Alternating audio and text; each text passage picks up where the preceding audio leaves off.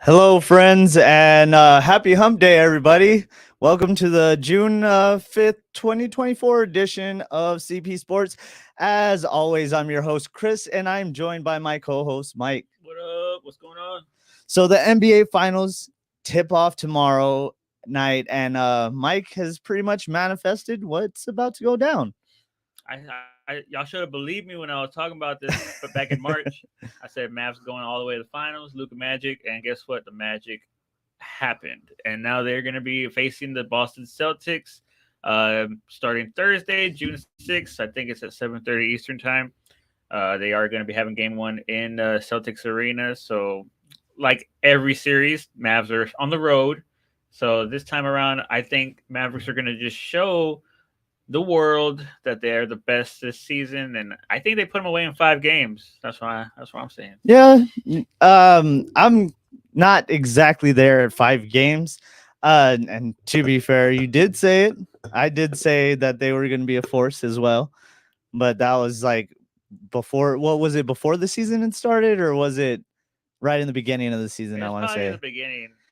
Yeah, you weren't too keen on Kyrie coming in at first. You know, you weren't sure. They weren't meshing that well. Yeah, so then, the more he got integrated, fast forward to now, Kyrie's been an integral part in this run to the finals.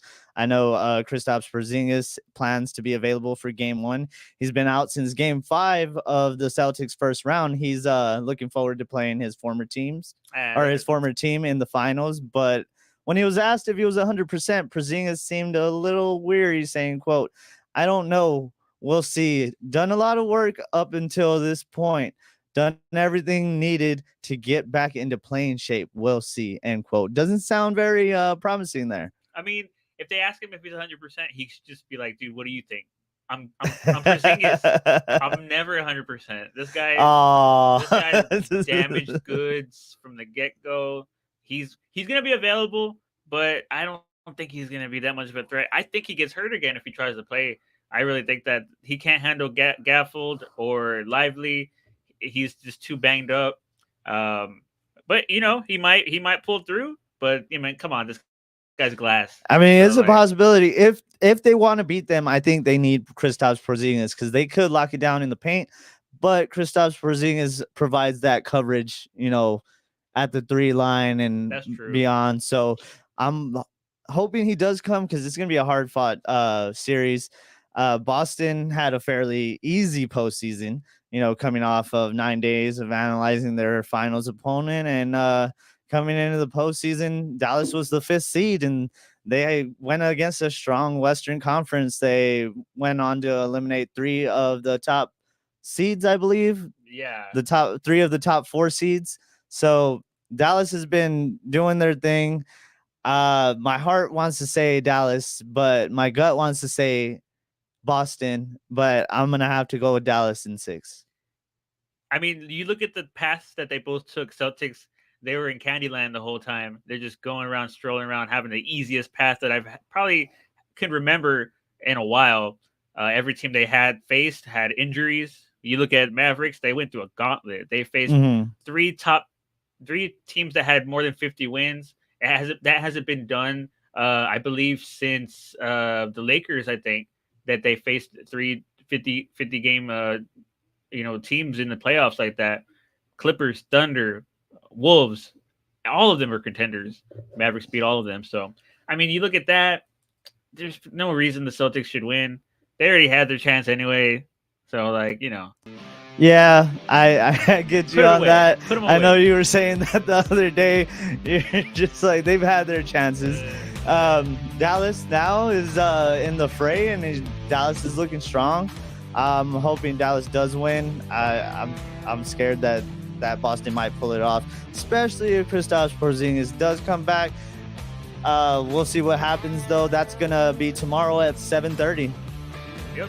And the city of Dallas were already served a plate of disappointment from the Stars, who failed to put away the Edmonton Oilers. So now the Oilers look to obtain their first championship since 1990, while the Florida Panthers make their return to the finals after losing to Vegas in the last finals, seeking their first Stanley Cup ever.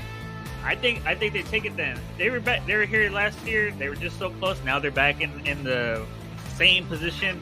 I think they're going to redeem themselves and win this. I mean, when you said that Dallas got disappointment, I thought you were talking about the Cowboys again. I'm like, what did they do? Not just yet. Not just yet. I ain't ready for that yet.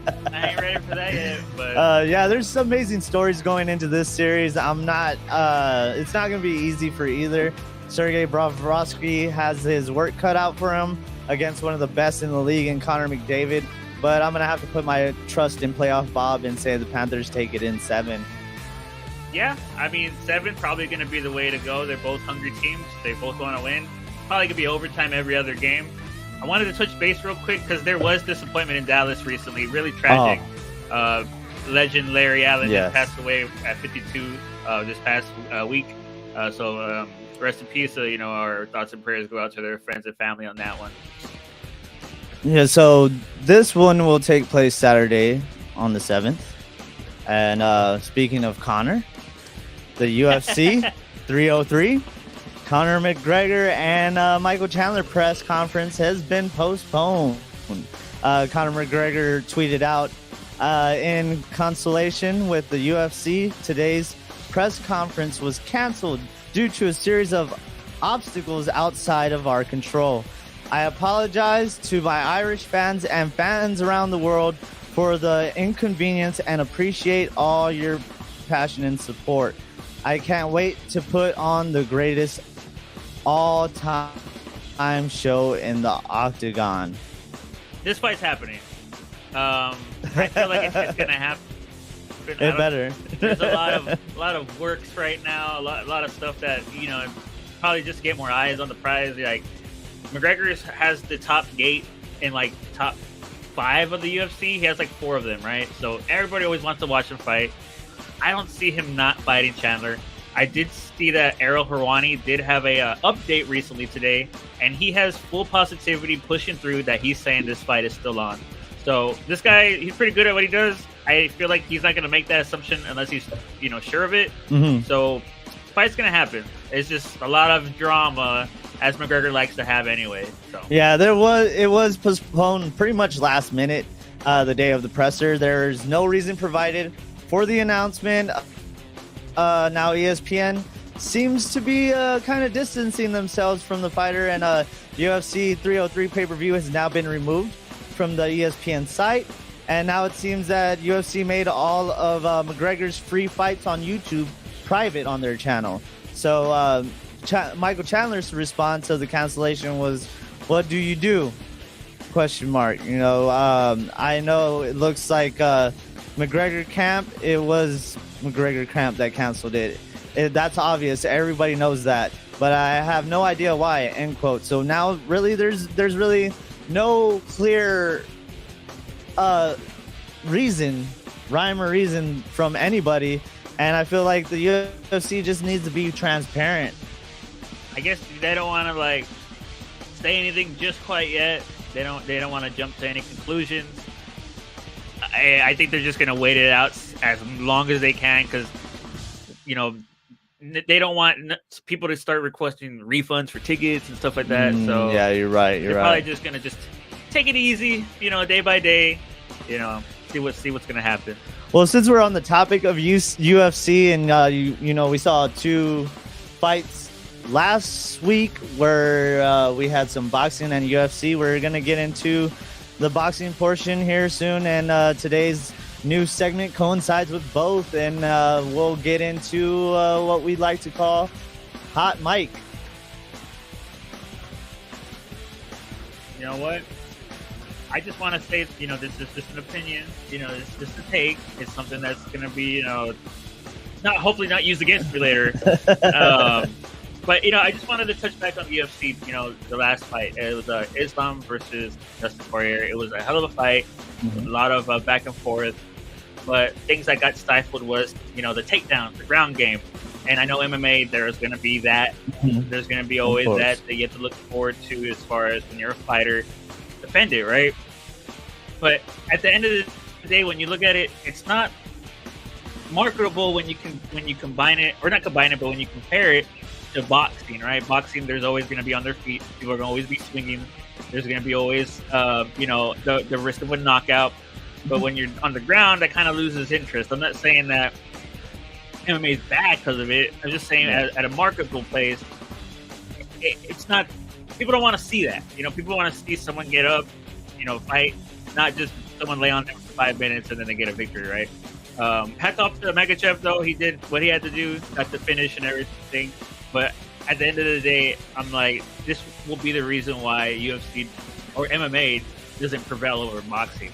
I don't know about that. I mean, I gave you my little take before. It's pretty much all the styles mixed into one. That was the whole point of UFC. They had shoot fighters, Muay Thai, kickboxing, and all that stuff in the beginning. Speaking of which, did you know that the one with the one glove from UFC 1, that dude passed away about a month ago? I had no idea. Which is crazy. So shouts out to his family. Can't really recall his name. But it's like in a sense where it's just different from boxing. That I think that's the only appeal it has. I was kind of agreeing with you on the terms of it's kind of plateaued in a sense. But when I started to question it, I wanted to see what companies are the most valuable in combative sports. So I took to Google machine, typed it in, pulled up something from Forbes, which I found was interesting. Apparently the UFC is worth $1.3 billion and is the number one most valuable combative sport. Oh wow, they finally got it. So their revenue for 2023 was 1.29 billion. Could you guess what number 2 is? I'm not sure. I'm not sure at all. WWE. Oh, they count that as combative? Apparently, entertainment. Okay. According to Forbes. But theirs is 6.8 billion. They made a revenue of 1.3 last year. Third, they ranked AEW at 2 billion. I feel like boxing probably took this year at least, 2023, 2024. They finally started having the big fights that everybody's wanting to see, right? Yeah. In UFC, there's really not that many big fights they can make at a time, but I think finally boxing started doing it where they're making all these fights. Davis versus Garcia, Haney versus Loma, Pitbull versus Davis. They did Crawford versus Spence, Benavidez versus Plant. Canelo's fighting anyone he wants because he doesn't want to fight Benavidez. I think they finally had a lot of success that they've been lacking in the past. If they keep this up and make these fights that everybody wants to see, I think they're going to get, the viewership they might have lost to MMA. I still think it's the most popular sport in the world right now, despite, not being over revenue right now. We'll see if UFC can keep it up because they still are a relatively young sport. So we'll see how that goes. I know there's a lot more fights that are looking forward in boxing this year. Let's see if they finish strong. Yeah. To get back into this list real quick, what shocked me is boxing didn't rear its head until number 5, with Matchroom Boxing being worth $850 million, and they made a revenue of $134 million. Other than that, you got Top ranking in at 7, Premier Boxing ranking in at 8, Golden Boy Promotions ranking in at 9. Oh, and I mean, if it's all boxing, you can just add them all up. They win. No, they don't. They don't even make as much as WWE makes if you add them all up. Oh, for real? Yeah. I thought you add them all up. They're all in the millions. There'd be at least $1 billion in that. There is at least $1 billion. So it does go over AEW if you combine all boxing. Oh, that guy's a cheater though. because they're rich already. He just buying tickets. He's just buying tickets. And there is a lot of upcoming cards that you were talking about, and I wanted to mention that Gervonta Davis, I believe, fights next weekend on the 15th, I believe. Frank Martin versus the Davis. That's going to be a good fight. I think Davis, he needs to show everyone that, you know, he's still the money fight. He's still number one in the fight, you know, the fight game. He is always going to be A side, right? So he's got to put away Martin. He's got to put him away good. Martin is real excellent boxer. He's crisp, but I don't think he has enough wins to show that he can win. Like, it's gonna go decision if anything. And Davis is gonna, you know, they always give the champ nod. So we'll see how that turns out. Yeah, I'm excited for that one. That one's gonna be a good fight. Another one I'm really excited for happens at the end of the month, which is San Antonio's own Jesse Bam Rodriguez will be fighting. I believe it's the 20th, or it was 20 something. I can't recall exactly when, but it is 29th. This month. Is it 29th? Gotcha. Estrada. Remember they messed up when they were saying who was fighting? Yeah, they said Bam Estrada. Yeah, that was bad. Also June 15th, Benavidez is fighting as well. Yeah, on that card. So that's going to be a stack going right there. If you have to work, I will call it in. Just go watch that fight, you know. But we'll get back into. We did forget to bring up the whole fight that happened. The 5 versus 5 that pitted Matchroom versus Queensberry, where the Bronze Bomber was no longer a Bronze Bomber. He got bombed though. I'll tell you that. Yeah, I forgot all about that. You saw the fight, right? Yeah, he wasn't doing anything. It wasn't the Bronze Bomber back. I remember when he used to throw him, you know, just swing for the fences sometimes when he needed to. And on this one, he was just more pulled back, more conservative with his blows. He didn't look like he had the same power to him. But this dude that he was fighting was way bigger than him. He was a genetic freak. He might born out of a test tube. He ended up this guy. He ended up rocking him a few times. He didn't go down. Then that's when he got spun around from a punch. As he's trying to turn back around, boom! He got caught again and went down. Knockout. I believe it was the 5th round. Yeah, 5th round.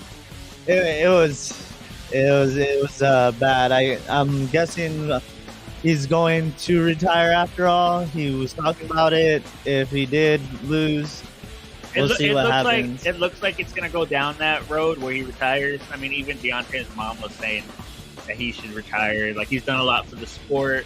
I mean, he came in late in the sport too, and still made a huge impact. I mean, 40 knockouts, 40 wins. That's Hall of Fame right there. If anything, in the near future, like, he should just retire while he still has a couple brain cells left. Maybe do something else in the sport, or just, you know, venture out to something else. I mean, he still has a lot of to give back. Zhang is just some crazy guy, though, man. That guy. Yeah. Crazy, man. He's got some power, man, to spin him around and get him as he's trying to turn back around. Oh, man. Fighting Nagano next. That would be something right there. Oh, they would make some money, but I don't know if Nagano's ready for that. Yeah, I'd watch. Speaking of, MMA folk, we are going to see the NXT Battleground in the UFC Apex, where Lola Vice will take on Shayna Baszler. And great. I don't know who to go for. Shayna's better than Lola's up and comer, but you know, she has that background as well. They're gonna put a show on, that's for sure. I know that. Yeah, I'm hoping this is a great kind of shoot work. I'm sure they are gonna shoot on each other a couple times, because I mean, their background is in MMA. They don't mind taking the blows. They should actually like take some punches, you know. Yeah, I'm sure it's gonna happen. I'm excited to see this one. I know I do like Lola Vice and her character and the direction it's going, but I just feel like Shayna Baszler has been so good for so long, and everybody's sleeping on her, and she needs to have that kick back up into, you know, the main card and things like that. So I'm hoping she gets it. She's a company guy. She paid her dues. She could do it. I mean, after this, I think she needs to get pushed a little bit more. Yeah, I felt like she needed a push for a long time now, but unfortunately, that's not how it's gone. Hopefully, this changes things. Nathan Fraser and Axiom will be defending their NXT tag team titles against the Good Brothers, Luke Gallows and Carl Anderson, which was surprising to me because I'd rather see them on the main roster. I mean, at least they're getting some airtime. They're getting some matches, right? That's true. I guess, they just don't have enough going on in the main roster. I mean, they do now. I don't know if you saw. I know your man AJ Styles pulled old Mark Henry on SmackDown. That's what I do. I mean, he does do that. Yeah, he does do that. It's good to see them on the card. Getting some airtime. Maybe it leads to something else. I enjoy their work, especially their outside work. They're pretty good people, man. Well, and just them making promos, it's laughable. Like just the things they say, the way they carry themselves. It's funny. It's a good type of comedy to bring into wrestling. Definitely. But I'm hoping we'll see them win NXT tag titles. I don't know if they're really putting their money on Nathan Fraser and Axiom, but I don't see them really getting anything from winning this bout, but they can. Obafemi will take on Wesley and Joe Coffey in a triple threat for the NXT North American Championship. And Wesley is coming back from injury. I believe he's been out for about 6 months now. I can't remember. I couldn't tell you. But he had to drop the title. Coming back for the title now. And Joe Coffey is now in the fray. What do you think about this matchup? I feel like they should just keep it on Obafemi. Oh, yeah. He's doing fantastic work. He retains. I don't know if it's going to be like close call, kind of like, near fall kind of thing that's going to happen. Mm-hmm. I think he retains, though. Yeah, I hope so, man. That sounds like the best bet to go with him. I love his character and just the sheer dominance that he exudes whenever he's in the ring. It's a great developmental squad they have right now, and I'm excited to see all of them eventually make it to the main roster. For the women, we got Sol Ruka, Lash Legend, Fallon Henley, Jada Parker, Michin, Mia Yim, Kalani Jordan in a ladder match for the NXT North American Women's Championship. That's I don't know who's gonna win that one. Looks like there's a lot of contenders, not that many pretenders. So I'm not sure who's gonna take that one. Honestly, I love them all. Kalani Jordan has great work. Michin, obviously. Jada Parker, I wasn't too keen on her when she first came in. With her in-ring ability, that is, she's great on the mic. She has, she's believable, and I feel like once she gets her work in, she's gonna get better. She's already getting better right now, so I'm excited for her up and coming. Fallon Henley is a great challenger as well, but Lash Legend, Sol Ruka, this one's pretty much stacked. I can't say. I think Ruka takes it. You think so? Yeah. I can't say I don't like anybody on this one, but Sol Ruka would be a good choice, just given her ability and her agility, just like the gymnastics she's able to do. Yeah. What she's going to be able to do in the ladder match, we're going to see. And hopefully this one doesn't go too slow. I know some women's ladder matches start off slow sometimes, and I don't think this one will, though. So I'm looking forward to that one. We'll also see Roxanne Perez take on the NXT Knockouts champion Jordynne Grace for the NXT Women's Championship, which I'm hoping Jordynne Grace wins. I'm just hoping, man. I don't know if they're going to do it. I mean, she already made the crossover. Might as well just complete it and give her the title, too. I don't see anything wrong with it happening. I think it's best for both businesses. To show up on TNA with the NXT title. And to show up on NXT with the TNA title, and vice versa.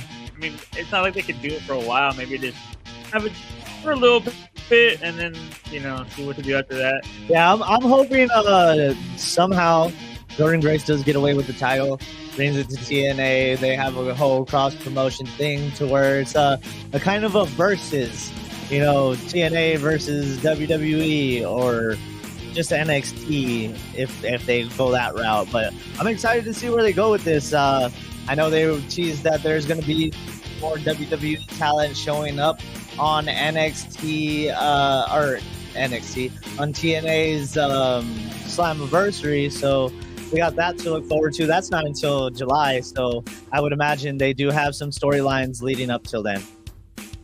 Lots to look into. Jordan wins, it'll be good. Roxanne wins, it's whatever. Trick Williams will take on All Ego Ethan Page for the NXT Championship. It's nice to see that Ethan Page was just thrown into the fold right away. Title shot, already treated like a top star. Nothing, didn't have to come in and start from the bottom. He just came in. Everybody already knew who he was. He's already a legitimate talent, and now he's starting off on a good foot. It's like he was meant to be here all along. The way he's just, for a while, almost feels top notch. Telling, Trick that he was in his position in the past 100 times over. He knows how it feels. It's real captivating that he was able to do that in such a short age, being utilized to his fullest extent. And exciting. Yeah, it's very, very exciting. I'm here for it. I've always been a big fan of Ethan Page since the North with Josh Alexander in TNA, and then going forward, I saw him, go into AEW. I had high hopes. Unfortunately, they didn't really do anything with him, and they had the whole thing with Dan Lambert and America's Top Team for a little bit, and then he just disappeared. I guess he had a few, what are they called, Ring of Honor matches, but that was about it. And it's nice to see that he's back into the fold. He's getting TV time. He deserves that TV time. Just the sheer performance he puts on, cutting a promo, deserves that TV time. Definitely, 100%. But we do have a Clash at the Castle coming up after, and so far we only have 3 bouts. So it's going to be Damian Priest, of course, against Drew McIntyre. We'll have Bayley and Piper for the WWE Women's Championship. And we'll also have that finally singles match between Sami Zayn and Chad Gable. So that one's going to be a good one to look forward to. Unfortunately, I don't know if you know this, Gable's contract is actually set to expire. But he's on a hot run right now. I want to say it's probably the best of his career. And I would think they are already negotiating. He's all elite.